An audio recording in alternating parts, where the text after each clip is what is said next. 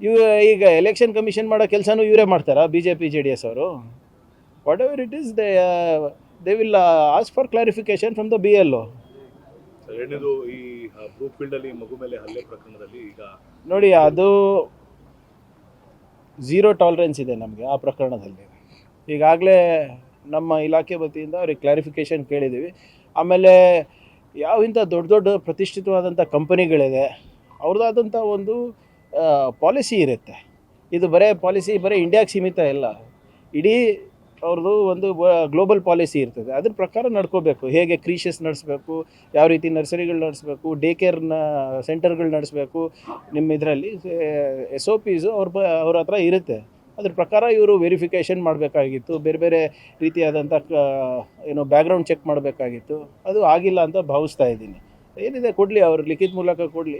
ಅದೇ ಯಾವುದೇ ಕಂಪನಿಗಳಿರ್ಬೋದು, ಇಂಥದ್ದು ಮಾಡಬಾರ್ದು. ಭಾಳ ಜವಾಬ್ದಾರಿಯುತವಾಗಿ ಈ ಈ ಈ ವಿಚಾರಗಳನ್ನು, ಎಸ್ಪೆಷಲಿ ಟಾಡ್ಲರ್ಸ್ ಅಂದರೆ ಈ 5 ವರ್ಷಕ್ಕಿಂತ ಕಮ್ಮಿ ಇರುವಂಥ ಮಕ್ಕಳಿರ್ತಾರೆ, ಅಥವಾ 10 ವರ್ಷಕ್ಕೆ ಕಮ್ಮಿ ಇರುವಂಥ ಮಕ್ಕಳಿಗೆ ನೀವು ಡಿ ಕೇರ್ ಸೆಂಟ್ರಿಗೆ ಕಳಿಸ್ತಾ ಇರ್ತೀರ, ಅದು ಇವರು ಭಾಳ ಜವಾಬ್ದಾರಿಯಿಂದ ಮಾಡಬೇಕಾಗಿತ್ತು. More is expected from this global companies. ಇದು ಆಗಿರೋದು ನಿಜವಾಗ್ಲೂ ತಲೆ ತೆಗೆಸುವಂಥ ವಿಚಾರ. ಸರ್, ರೂಲ್ಸ್ ಅಂಡ್ ರೆಗ್ಯುಲೇಷನ್ಸ್ ಏನಾದರೂ ಗೌರ್ಮೆಂಟ್ ಕಡೆಯಿಂದ ಡೇ ಕೇರ್ಗೆ ಅಂತ ಇದೆ, ಡೇ ಕೇರ್ದು ಇದೆ. ವುಮೆನ್ ಆ್ಯಂಡ್ ಚೈಲ್ಡ್ ವೆಲ್ಫೇರ್ ವತಿಯಿಂದ ಡೇ ಕೇರ್ ಸೆಂಟರ್ ಹೇಗೆ ನಡೆಸಬೇಕು, ಹೇಗೆ ನಿರ್ವಹಣೆ ಮಾಡಬೇಕು ಅಂತ ಇದೆ. ಆ್ಯಂಡ್ ಮೋರ್ ಇಂಪಾರ್ಟೆಂಟ್ಲಿ ಕಾರ್ಪೊರೇಟ್ಸಲ್ಲಿ ಕೂಡ ನಿರ್ವಹಣೆ ಮಾಡಬೇಕು ಅಂದ್ಬಿಟ್ಟು ಅವ್ರದ್ದಾದಂಥ ಒಂದು ಪಾಲಿಸಿನೂ ಮಾಡ್ಕೊಂಡಿರ್ತದೆ. ನಮ್ಮದು ಕೂಡ ಕೆಲವು ಮಾರ್ಗಸೂಚಿಗಳಿರ್ತವೆ, ಅದ್ರ ಪ್ರಕಾರ ನಡೆಸಬೇಕಾಗಿದೆ. ಇದು ನಡೆದಿಲ್ಲ. ಅವ್ರಿಗೆ ಕ್ಲಾರಿಫಿಕೇಷನ್ ಕೇಳಿದ್ದೀವಿ, ಲೆಟ್ ದೆಮ್ ಕಮ್ ಅಪ್. ಯಾಕಂದರೆ ಇದು ಬರೇ ಆ ಕಂಪನಿ ಶ್ರೇಯಸ್ಸಿಗೆ ಅಫೆಕ್ಟ್ ಆಗುತ್ತೆ ಅಂತಲ್ಲ, ಅವ್ರಿಗೆ ಧಕ್ಕೆ ಬರುತ್ತೆ ಅಂತಲ್ಲ. ನಮ್ಮ ನಗರದಲ್ಲೂ ನಮ್ಮ ಏನು ಬ್ರ್ಯಾಂಡ್ ಬೆಂಗಳೂರು ಅಂತ ನಾವೇನು ಹೇಳ್ತೀವಿ, ಅದಕ್ಕೂ ಕೂಡ ಧಕ್ಕೆ ಬರುತ್ತಲ್ಲ. Action sir, we will take action as per ಇದು ಬರಲಿ, ರಿಪೋರ್ಟ್ ಬರಲಿ. ಈಗ ಎಲೆಕ್ಷನ್ ಕಮಿಷನ್ ಮಾಡೋ ಕೆಲಸನೂ ಇವರೇ ಮಾಡ್ತಾರಾ B J P J D S ಅವರು? Whatever it is they will ask for clarification from the B L O. ಎರಡನೇದು ಈ ಬ್ರೂಕ್ಫೀಲ್ಡ್ ಅಲ್ಲಿ ಮಗು ಮೇಲೆ ಹಲ್ಲೆ ಪ್ರಕರಣದಲ್ಲಿ ಈಗ ನೋಡಿ, ಅದು ಝೀರೋ ಟಾಲರೆನ್ಸ್ ಇದೆ ನಮಗೆ ಆ ಪ್ರಕರಣದಲ್ಲಿ. ಈಗಾಗಲೇ ನಮ್ಮ ಇಲಾಖೆ ವತಿಯಿಂದ ಅವ್ರಿಗೆ ಕ್ಲಾರಿಫಿಕೇಷನ್ ಕೇಳಿದ್ದೀವಿ. ಆಮೇಲೆ ಯಾವ ಇಂಥ ದೊಡ್ಡ ದೊಡ್ಡ ಪ್ರತಿಷ್ಠಿತವಾದಂಥ ಕಂಪನಿಗಳಿದೆ, ಅವ್ರದ್ದಾದಂಥ ಒಂದು ಪಾಲಿಸಿ ಇರುತ್ತೆ. ಇದು ಬರೀ ಇಂಡಿಯಾಗೆ ಸೀಮಿತ ಇಲ್ಲ, ಇಡೀ ಅವ್ರದ್ದು ಒಂದು ಗ್ಲೋಬಲ್ ಪಾಲಿಸಿ ಇರ್ತದೆ. ಅದ್ರ ಪ್ರಕಾರ ನಡ್ಕೋಬೇಕು. ಹೇಗೆ ಕ್ರೀಷಸ್ ನಡೆಸಬೇಕು, ಯಾವ ರೀತಿ ನರ್ಸರಿಗಳು ನಡೆಸಬೇಕು, ಡೇ ಕೇರ್ನ ಸೆಂಟರ್ಗಳು ನಡೆಸಬೇಕು, ನಿಮ್ಮ ಇದರಲ್ಲಿ ಎಸ್ ಒ ಪಿಸು ಅವ್ರ ಹತ್ರ ಇರುತ್ತೆ. ಅದ್ರ ಪ್ರಕಾರ ಇವರು ವೆರಿಫಿಕೇಷನ್ ಮಾಡಬೇಕಾಗಿತ್ತು, ಬೇರೆ ಬೇರೆ ರೀತಿಯಾದಂಥ ಬ್ಯಾಕ್ಗ್ರೌಂಡ್ ಚೆಕ್ ಮಾಡಬೇಕಾಗಿತ್ತು. ಅದು ಆಗಿಲ್ಲ ಅಂತ ಭಾವಿಸ್ತಾ ಇದ್ದೀನಿ.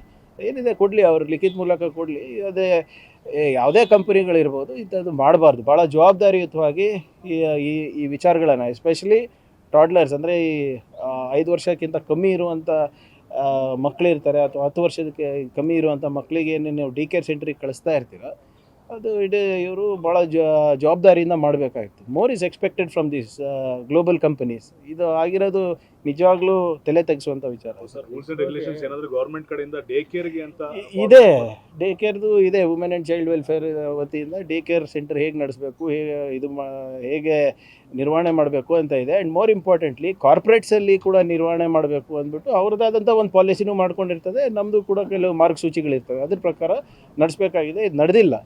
ಅವ್ರಿಗೆ ಕ್ಲಾರಿಫಿಕೇಷನ್ ಕೇಳಿದ್ದೀವಿ, ಲೆಟ್ ದೆಮ್ ಕಮ್ ಅಪ್. ಯಾಕಂದರೆ ಇದು ಬರೇ ಆ ಕಂಪನಿ ಶ್ರೇಯಸ್ಸಿಗೆ ಅಫೆಕ್ಟ್ ಆಗುತ್ತೆ ಅಂತಲ್ಲ, ಅವ್ರಿಗೆ ಧಕ್ಕೆ ಬರುತ್ತೆ ಅಂತಲ್ಲ.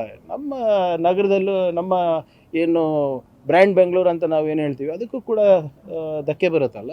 Action sir, we will take action as per ಇದು ಬರಲಿ, ರಿಪೋರ್ಟ್ ಬರಲಿ.